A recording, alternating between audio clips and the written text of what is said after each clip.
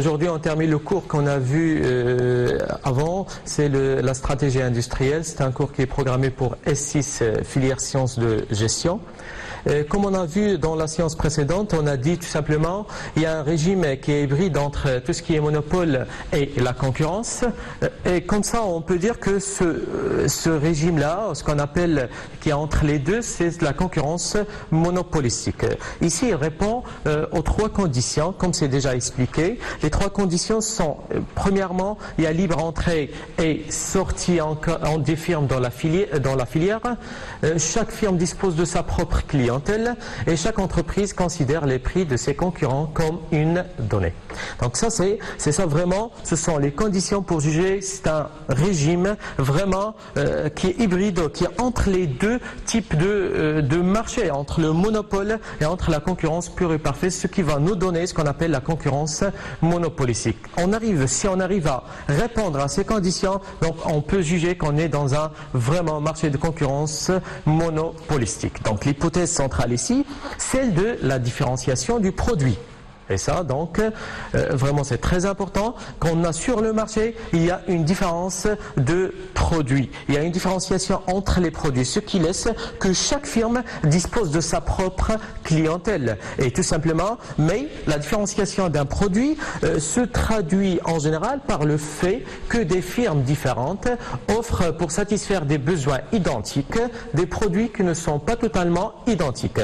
Mais même s'ils portent souvent le même nom. Donc ici, ça se voit qu'il y a une différenciation entre les produits malgré qu'ils portent le même nom, mais ils n'ont pas homogène. Et tout simplement, il y a vraiment, on peut dire que la condition de l'homogénéité de la concurrence pure et parfaite, elle n'est pas respectée ici, ce qui va nous donner ça à notre régime. Et comme ça, on peut dire que les produits ne sont pas identiques, même s'ils portent, comme on a dit, le même nom, mais c'est pas la même chose, parce que cette différenciation maintenant devient un élément du marché pouvant constituer une barrière à l'entrée et à ce titre contribuer à rendre difficile la pratique concurrentielle, qui rend difficile la pratique vraiment de cette concurrence. Donc ça c'est vraiment, on peut dire que pour expliquer plus, pour entrer dans un marché, on se base sur la différenciation.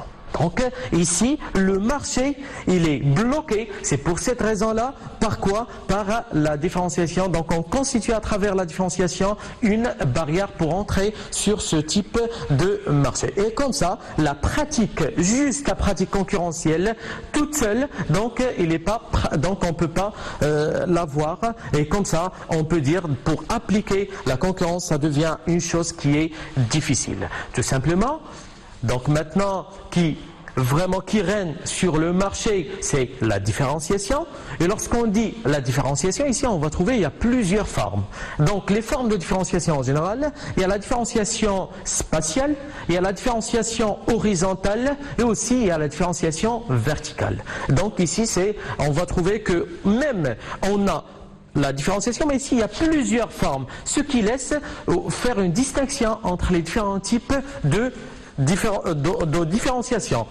Premièrement, lorsqu'on parle de la différenciation spatiale, lorsqu'on dit spatiale, donc ici il a vraiment un lien avec le lieu, et comme ça, on peut dire que tout simplement que l'entreprise A est différente par rapport à l'entreprise B. Pour quelle raison?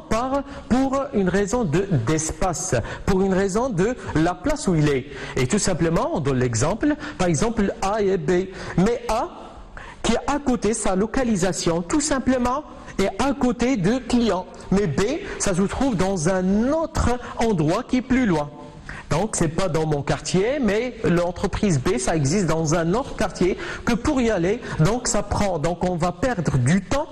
Et tout simplement, il y a encore des coûts de plus. Ce qui laisse que vraiment, que le prix, malgré, donc on va trouver que le même prix, ou quelquefois dans l'entreprise B qui est loin, que le prix est un petit peu moins cher, mais avec le temps qu'on va perdre, aussi avec vraiment le temps et plus les coûts de transport et pour y aller et tout, donc ce qui va augmenter le prix, ce qui laisse que tout simplement le consommateur dans ce cas-là, donc il préfère rester ou d'acheter juste à côté de chez lui. Comme ça, on peut dire que le service proposé ainsi que le prix qui s'y rattache sont identiques. Donc ça c'est très important. On ne peut pas, donc sont identiques, il n'y a pas de problème, mais dans ce cas-là, je préfère acheter d'à côté de chez moi. Ça c'est une différenciation, ça existe dans il y a plusieurs exemples, tellement d'exemples dans ce sens, ce qui laisse que j'achète à côté de chez moi, je ne vais pas y aller loin. Encore, deuxième forme de la différenciation horizontale. La différenciation horizontale se caractérise par l'existence sur un même marché de produits ayant un usage identique ou similaire. Une appellation souvent identique et apparente différente. Donc ici, on va trouver que ici, la différenciation horizontale, on est sur le même niveau. On parle de même niveau, mais on a la plupart du temps la même appellation, mais la différence, ça existe dans les apparences.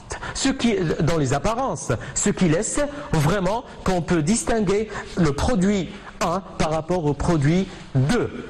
Troisième type, ou troisième forme de la différenciation, c'est la différenciation, cette fois-ci, c'est verticale. Et lorsqu'on dit verticale, ici, c'est où il y a la situation des produits présente les mêmes structures de caractéristiques, même avec un nombre de caractéristiques différents.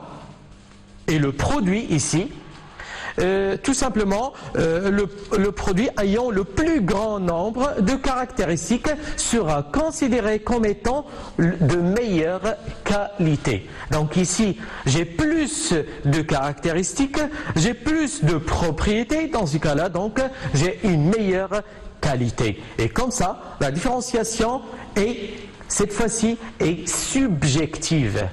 Et subjective résulte souvent de l'action persuasive résultant des techniques de vente. Par exemple, ici, pour vendre, on trouve, il y a quelques entreprises et ils investissent dans la vente plus, et ça c'est très bien connu. Donc, par exemple, je fais la publicité. Un produit qui a plus de publicité, on trouve la publicité dans la télé, dans la radio, par exemple, dans tout ce qui est médias écrits, les journaux, les magazines, ainsi de suite. Mais par contre, un autre produit qu'on ne fait pas un effort, on laisse que dans tout ce qui est journaux, par exemple, tout ce qui est revue, mais on ne fait pas tout ce qui est radio, tout ce qui est télé. Donc, ce qui laisse que ce produit-là, il a plus, par exemple, on investit plus de techniques, d'accord, de vente par rapport à l'autre produit, ce qui laisse que le consommateur ou le demandeur, quand il y a plus de publicité, d'accord, pour ce produit-là, ça veut dire que c'est un produit de bonne qualité. Donc ça, ce sont les formes ou les trois formes de différenciation en général qui existent. Donc tout simplement, on peut dire cette différenciation, il a eu des conséquences. Quelle que soit la forme, il va permettre cette différenciation à chaque entreprise de passer d'une demande individuelle à élasticité infinie à une demande à élasticité finie. Donc ça c'est très bien clair. Donc on passe d'une demande avec individuelle à élasticité infinie à une demande à élasticité finie cette fois-ci. De plus, la différenciation va permettre de fidéliser une clientèle. Voilà la deuxième conséquence. À court terme, l'entreprise, pour privilégier un rapport prix-quantité, ce qui aura pour conséquence de générer un super profit à court terme. Donc à court terme, on essaie de vendre avec un prix et une quantité importante, ce qui va augmenter ou ce qui va vraiment laisser que l'entreprise arrive à ses objectifs, à son objectif principal. C'est pas que ses objectifs, mais je prends l'objectif principal, c'est de gagner, c'est d'avoir un bon profit. Et tout ça, c'est à court terme, donc, et ce malgré une augmentation des coûts de production induite par les coûts engendrés par la différenciation, mais on gagne quand même, malgré, il y a plus de coûts, parce que la différenciation, il a des coûts, d'accord? Malgré tout ça, il va laisser que l'entreprise, il va gagner dans ce cas-là. Et en conséquence, plus l'entreprise différencie son produit, moins la demande qui s'adresse à elle est sensible au prix. Donc ici, on parle de l'élasticité prix est plus forte qu'au monopole. Ça, c'est très bien connu. Mais c'est l'inverse, elle est moins forte qu'en concurrence pure. Et comme ça, le degré de différenciation devient un déterminant important de la demande. Ici, le marché n'est plus un lieu d'échange de l'ensemble des biens strictement homogènes, mais devient un lieu d'échange de l'ensemble de biens différenciés. Il n'existe donc plus un prix unique sur le marché, mais un prix différent pour chaque bien différencié. Donc ici, ça se voit que sur le marché, il n'y a pas l'échange entre des biens qui sont strictement homogènes. Mais non, c'est la différenciation qui règne. Et comme ça, le prix, il n'y a pas un prix unique sur un marché, mais qui existe un prix différent pour chaque bien qui est différencié. Donc il y a pas mal d'exemples dans ce sens qui expliquent que vraiment, on a les mêmes apparences peut-être, mais le prix change. Parce que, comme on a dit avant, il y a plus de caractéristiques dans le produit A et moins de caractéristiques dans le produit B. Et comme ça, on peut dire, il n'y a pas l'homogénéité à 100%, mais vraiment, ce qui règne ici, c'est la différenciation. On penche vers ce qu'on appelle l'hétérogénéité. Donc, simplement, on peut dire que vraiment, pour parler de la concurrence monopolistique, c'est ça qui existe sur un marché. Donc, il se base sur quoi? Sur la différenciation. Maintenant, on va voir aussi quel est l'apport de la concurrence monopolistique au commerce international. Quel est son effet sur vraiment tout ce qu'on a, l'échange entre les pays et tout.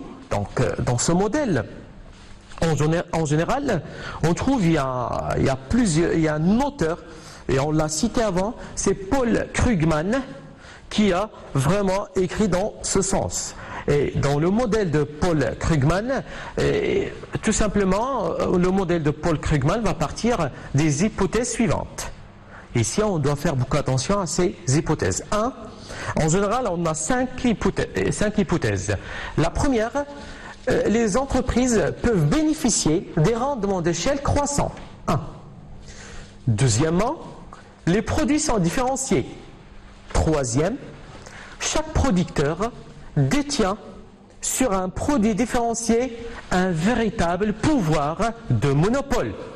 Les consommateurs, quatrième hypothèse, les consommateurs aiment la variété.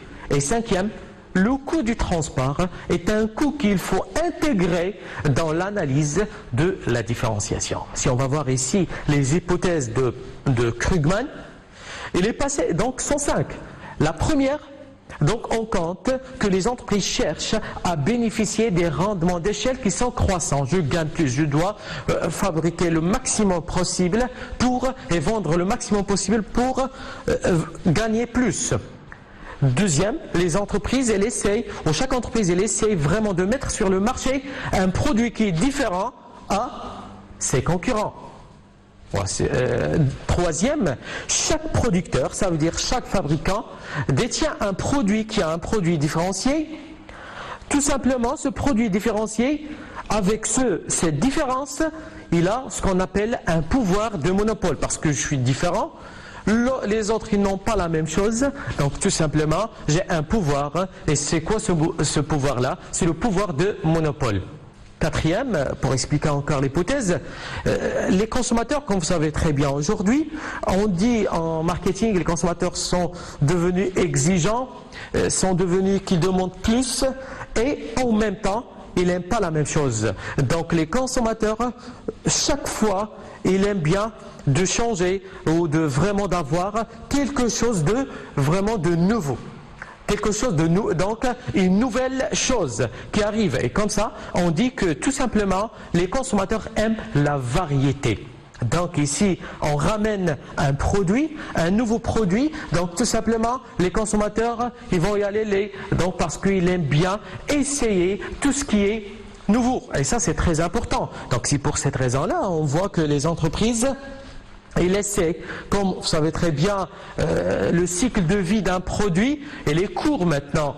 Et tout simplement, l'entreprise, il prépare tout le temps, à la fin, dans la phase de déclin, il est en train de préparer un autre produit pour remplacer l'ancien produit. Et comme ça, parce qu'ils savent très bien que tout simplement, par exemple, un téléphone portable, les consommateurs, il est bien de changer chaque année, chaque 2 ans. Je ne dois pas le garder parce qu'il y a une nouvelle technologie et j'ai vraiment le souci d'y aller voir, découvrir cette technologie-là. Et comme ça, on peut dire que les consommateurs aiment la variété. C'est ça qui est donc parmi les hypothèses qui est vraiment de Paul Krugman. Et 5e, que le coût de transport est un coût qu'il faut l'intégrer dans l'analyse de la différenciation. Il ne faut pas négliger, parce que le transport n'est pas gratuit, et comme ça. Et donc ça coûte. C'est pour cette raison-là, on doit l'intégrer dans l'analyse de différenciation. Donc tout simplement, ça ce sont en général le modèle de Paul Krugman qui, à partir de ces hypothèses, il a bien défini son modèle, et comme ça on trouve que l'ouverture du commerce au niveau mondial va conduire les conséquences à importer des produits en plus grand nombre. Déjà sur un marché, on va trouver, il y a pas qu'un seul type de produit, mais on va trouver, c'est les téléphones, mais il existe plusieurs types, d'accord, ou un plus grand nombre de téléphones sur le marché. Et comme ça, se développe alors un commerce intra-branche où chaque entreprise doit faire face à un marché de plus en plus vaste. Donc on sait très bien, on est conscient, où toutes les entreprises sont conscientes de vraiment que le marché donc devient de plus en plus vaste. Mais si les consommateurs sont sensibles à la diversité de l'offre, pour autant, l'élargissement des choix conduit aussi paradoxalement à l'uniformisation, conduisant à une double application. Donc ça c'est parce qu'on trouve ici, est très important, un point qui est très important, que les consommateurs sont sensibles aussi à la diversité de l'offre. Parce que quelquefois, ils se méfient de cette diversité. Ce qui conduit aussi, donc il y a la différenciation, et on tend vers l'uniformisation.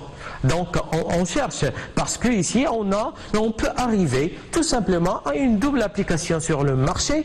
Un, c'est la différenciation, et avec la différenciation, on trouve aussi l'uniformisation. Donc ça c'est parmi les points les plus importants de Paul Krugman. Donc tout d'abord, compte tenu du coût de transport et des rendements d'échelle, les entreprises ici ont un avantage compétitif sur leur propre territoire. C'est ça, c'est l'explication qu'on a. Chaque entreprise, elle a sa propre, on a expliqué avant, sa propre clientèle. Et ensuite, les mêmes entreprises implantées sur un grand marché bénéficient d'échelles importantes, ce qui renforce leur compétitivité. Donc ça c'est très important. Et pour expliquer plus, pour éclaircir les choses, par exemple les grands pays comme la Chine et l'Inde ont tendance à se spécialiser dans les secteurs à rendement croissant, ce qui se vérifie plus particulièrement dans les secteurs high-tech à fort potentiel de croissance. Ça c'est un bon exemple pour comprendre ce qui se passe. L'exemple que je viens de donner des grands pays comme la Chine et l'Inde, ici c'est un bon exemple. Ici on va trouver que les pays, ils se spécialisent ici dans quoi? Ils cherchent les secteurs qui ont plus de rendement et que vraiment le rendement sont croissants. Et comme ça, on peut dire par exemple, dans la Chine et l'Inde, il y a l'high-tech. High-tech donc ici parce qu'il connaît un fort potentiel de croissance, donc c'est pour cette raison-là, ces pays-là, donc ils préfèrent ce domaine-là, ce secteur-là, c'est plus parce qu'il a plus de rendement, et ça c'est très important. Donc ici, pour expliquer plus encore, d'après l'exemple qu'on a donné, l'explication de Paul Krugman, pour voir qu'est-ce qu'il a fait Paul Krugman de plus, dans la théorie traditionnelle de l'échange international, l'hypothèse de base c'est quoi? L'hypothèse de base était la concurrence pure et parfaite. En en déduisant que le libre-échange était profitable à toutes les nations qui échangeaient. Donc ici, c'est ça, c'est la base. Normalement, tout ce qu'on a vu dans les cours d'avant et tout, que vraiment le libre-échange, ou l'échange international, il est basé sur la concurrence pure et parfaite. Que, tout simplement, tout le monde va bénéficier de ça.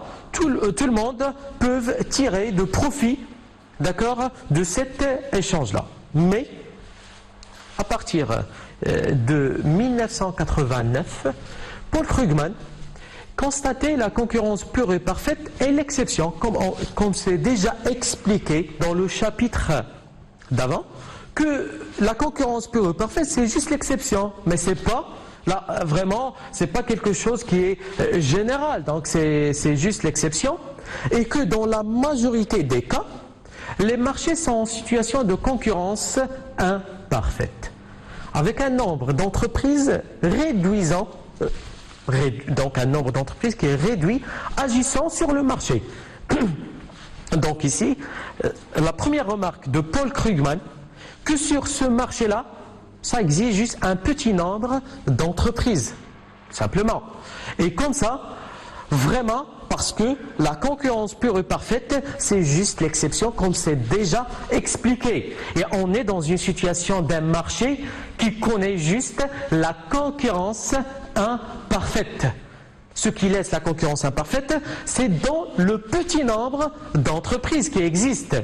Donc ce nouvel environnement stratégique est vérifié aujourd'hui avec l'émergence d'oligopoles industriels. Donc ça se voit que quand on va sur un marché, ça existe par exemple, l'exemple par excellence de l'oligopole industriel par exemple, c'est le secteur d'automobile. Le secteur d'automobile, on va trouver que ça existe juste un nombre très limité dans le monde. On va voir ça par la suite. Et comme ça, maintenant on a compris que normalement libre-échange qu'on a vu avant, c'est quoi? C'est tout simplement, on se base sur la concurrence pure et parfaite. Mais avec Paul Krugman, à partir de 1989, on a trouvé que ça c'est juste l'exception. Et que vraiment, le marché n'est pas dans une concurrence pure et parfaite, comme c'est déjà expliqué, mais c'est dans une situation de concurrence imparfaite. Et comme ça, on peut dire que vraiment, ce qui existe sur un marché, c'est l'émergence de quoi? D'oligopoles industriels. Et comme ça, on peut dire que l'essentiel du commerce international a lieu entre pays de même niveau de développement. Et s'adresse le plus souvent à des produits similaires. Par exemple, on va trouver, si on prend l'exemple, comme je viens de dire, c'est au secteur d'automobile, on trouve que Renault, ou par exemple la France, exporte des Renault en Allemagne. Et l'Allemagne importe tout simplement importe des Mercedes d'Allemagne, si on prend que la France. Donc, tout simplement, pour bien expliquer, la France exporte des Renault en Allemagne, et en même temps importe des Mercedes d'Allemagne. Donc tout simplement ici, pour expliquer cela, deux concepts vont être mis en avant. Il y a les économies d'échelle, d'une part, et l'avènement d'un marché de concurrence monopolistique d'autre part.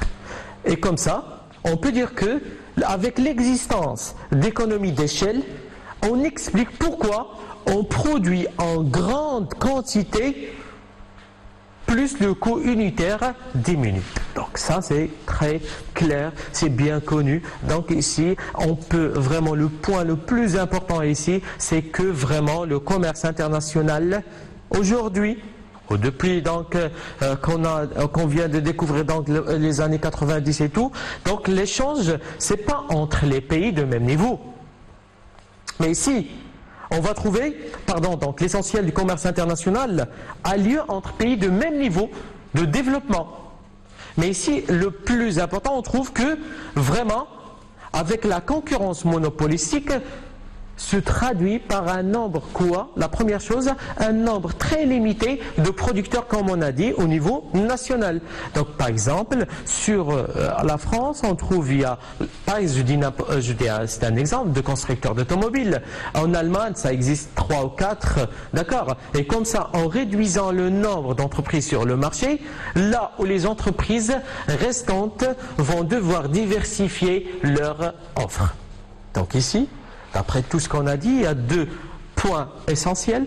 Le premier point, c'est ce qu'on peut dire, l'essentiel du commerce international, c'est vraiment l'échange entre pays de même niveau de développement. Et comme ça, on va mettre sur le marché la plupart du temps des produits similaires. Et en même temps, deuxième point, la concurrence monopolistique ici se traduit par un nombre très limité de producteurs. Donc ici, il vient aussi, donc il est venu, donc autrement, Paul Krugman, on tirera une conclusion très importante. Ce ne sont pas des pays qui commercent entre eux, mais des groupes industriels, des firmes. C'est donc à leur niveau qu'il faut chercher les raisons du commerce international. Donc ici, Paul Krugman, il a bien vraiment donné une bonne conclusion, très importante. L'échange, ce n'est pas entre les pays, entre la France et l'Allemagne, comme l'exemple, mais l'échange entre Renault et Mercedes. Donc ici, c'est les groupes industriels qui font l'échange entre eux. Donc ici, parce que, tout simplement, ce n'est pas question de pays, mais question de groupes industriels. Et comme ça, on peut dire, comme on a dit, c'est d'après leur niveau qu'il faut chercher les raisons du commerce international. C'est le niveau, donc, de tout ce qu'on peut dire donc, concernant le commerce international, il est lié au groupe industriel et au niveau de groupe industriel. Donc, ici, on va trouver que dans les années 1980, Paul Krugman, parce que comme on a dit, il a commencé tout le temps dans les années 80 qu'il a commencé ses études, ses recherches dans ce sens, ira encore plus loin en justifiant les aides qu'un État peut apporter à une grande entreprise nationale, en l'occurrence l'industrie aéronautique. Donc ça c'est très important. Aéronautique parce qu'il a vu que l'État aide ce qu'on appelle l'entreprise nationale, une grande entreprise nationale, pour être sur le marché. Et pour justifier, il s'appuie sur l'idée qu'un seul constructeur d'avions, par exemple, sera plus efficace que plusieurs pour devenir le seul. Et comme ça, lorsqu'on dit pour devenir le seul, on peut dire que cela vaut la peine qu'un État aide son champion national. Il n'y a qu'un seul sur un marché. Et comme ça, donc l'État, il aide parce qu'il voit qu'avec un seul producteur, donc ça sera plus efficace que plusieurs.